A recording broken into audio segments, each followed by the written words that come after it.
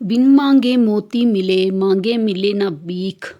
उस प्रभु के दीदार मात्र ही सब सुखों की प्राप्ति हो जाती है। वीडियो को शुरू करने से पहले आप खाटू श्याम जी का जयकारा जरूर लगाएं। कमेंट बॉक्स में आप श्याम जी का जयकारा लगाएं। कहते हैं कि बाबा श्याम का रोजाना नाम लेने से हर व्यक्ति के बिगड़े हुए काम संवर जाते हैं। और हमारी धार्मिक पुस्तकों में लिखा गया है कि जो भी श्याम बाबा की महिमा को सुनता है उसके ऊपर श्याम बाबा की कृपा बनी रहती है। अगर आप भी चाहते हैं कि आपके ऊपर और आपके पूरे परिवार पर श्याम बाबा जी की कृपा यूं ही बनी रहे तो आप इस वीडियो को पूरा ज़रूर सुने। आप बाबा श्याम जी की महिमा को पूरा ज़रूर सुने। अगर आपको बाबा श्याम जी की महिमा अच्छी लगती है तो आप अपने फ्रेंड्स को भी इस वीडियो को ज़रूर शेयर किया कीजिए ताकि कि श्याम बाबा की कृपा सब पर बनी रही। कमाल का ताना दिया श्याम बाबा ने, कहा कि हमेशा मांगने ही आते हो, कभी मिलने भी आ जाया करो।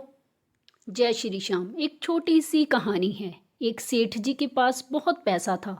सेठ जी के बहुत सारे बिजनेस चल रहे थे। जैसे जैसे बिजनेस बढ़ते जा रहे थे सेठ जी के पास समय की कमी हो रही थी। सेठ जी के पास अब समय नहीं होता था कि वो भगवान की भक्ति करे। मंदिर तो सेठ जी ने बहुत सारे बनवाए लेकिन मंदिरों में पुजारी रख दिए और खुद कभी पूजा करने नहीं गए। उन्होंने पुजारियों को नियुक्त कर रखा था कि आपने सुबह शाम भगवान की पूजा करनी है। अब सेठ जी बहुत प्रसन्न थे कि चलो मंदिर बना दिए हैं, अब पुजारी जो है रोज सुबह शाम पाठ पूजा करेंगे। लेकिन एक बार उनके बिजनेस में बहुत बड़ा घाटा हुआ। वो ऐसे संकट में फंस गए जहां उन्हें 100 करोड़ रुपए की ज़रूरत थी। अब उन्हें लगा कि मैं हर तरफ से गिर चुका हूँ और मेरा जो पैसा है कहीं से अरेंज नहीं हो पा रहा है। फिर उन्हें याद आया कि मैंने इतने सारे मंदिर बनवाए हैं और भगवान को प्रसन्न किया है, चलो अब उनके पास जाते हैं और उन्हीं से मांग लेते हैं। अब उस सेठ जी ने इस बात का ध्यान रखा कि सुबह सुबह बोनी वाले समय पर जाना ठीक होएगा, उस समय मंदिर में कोई नहीं होएगा और सबसे पहले भगवान से मैं ही बात करूँगा जो कि कोई और आके भगवान से कुछ और पहले मेरे से ना मांग ले। इसीलिए सुबह सुबह सबसे पहले ब्रह्म मुहूर्त में सेठ जी निकल पड़े मंदिर की ओर। मंदिर पहुंचे लेकिन जब वहां पहुंचे तो उन्होंने देखा कि उनसे पहले एक लाइन में भिखारी लगा हुआ है और भिखारी सबसे आगे खड़ा हुआ है। अब सेठ जी का उसको देखकर दिमाग खराब हो गया कि इस भिखारी ने मुझसे पहले आकर पता नहीं भगवान से क्या क्या मांगा होगा। अब भगवान क्या पता पहले इसको ही दे दे और मुझे क्या पता दे ना दे। अब गए और भिखारी के पास जाकर खड़े हो गए। आया होगा और भिखारी सोच रहा था कि सेठ जी को अब क्या चाहिए, इतना कुछ तो मिला हुआ है इनको। अब जैसे ही मंदिर के पट खुले तो भिखारी ने भगवान के आगे विनती करी कि प्रभु मुझे सिर्फ 100 रुपये की ज़रूरत है, मेरी पत्नी बीमार है, मैंने उसके लिए दवाई लेकर आई है, अगर मुझे 100 रुपया कहीं से मिल जाए तो मेरी पत्नी ठीक हो जाएगी, उसका इलाज हो जाएगा। भिखारी ने बोला कि भगवान सिर्फ 100 रुपये से अधिक मुझे कुछ नहीं चाहिए।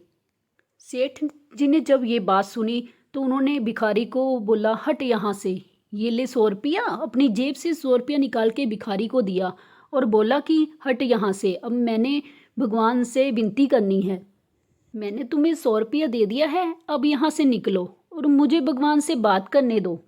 भिखारी बहुत खुश हुआ और भगवान को प्रणाम कर कर चला गया और सेठ जी को कहने लगा कि वाह सेठ जी, आपने तो सुबह सुबह ही मेरा काम कर दिया। सेठ जी ने कहा कि ठीक है, अब मैंने तुम्हें 100 रुपये दिए हैं, जाओ यहाँ से और अपनी बीवी का इलाज कराओ। अब बारी आती है सेठ जी की। सेठ जी हाथ जोड़कर खड़े हो गए और कहने लगे प्रभु मैंने अभी उस भिखारी को तो भगा दिया, अब आप मेरी बात सुनो, मुझे 100 नहीं, मुझे 100 रुपये नहीं, 100 करोड़ रुपए चाहिए। बस अब कहीं से इस चीज़ का इंतज़ाम करा दो, मुझ पर अपनी कृपा बरसा दो। सेठ जी भगवान के आगे बोले जा रहे थे। ये बात सुनकर भगवान मूर्ति से प्रकट हुए और कहने लगे कि तूने मेरा भिखारी से तो पीछा छुड़वा दिया उसे 100 रुपया देकर, लेकिन अब मुझे जो तुझसे पीछा छुड़वाना है तो उसके लिए तुझसे भी बड़ा कोई सेठ ढूंढना पड़ेगा जो आए और तुम्हें 100 करोड़ रुपया देकर तुझसे मेरा पीछा छुड़वा दे। सेठ जी की आंखों में आंसू आ गए। कहने लगे कि प्रभु आप ऐसा क्यों कह रहे हैं। भगवान ने कहा यही तो सच है, तुमने इतने मंदिर बनवाए, इतना कुछ कराया, लेकिन कभी मिलने नहीं आए। और अगर आज आए हो तो आज जब से आए हो तुम्हें कुछ मांगना ही है। मैं सिर्फ प्रेम का भूखा हूँ। अगर तुम मिलने ही आ जाते तो मैं तुम्हारे ऊपर इतना बड़ा संकट आने ही नहीं देता।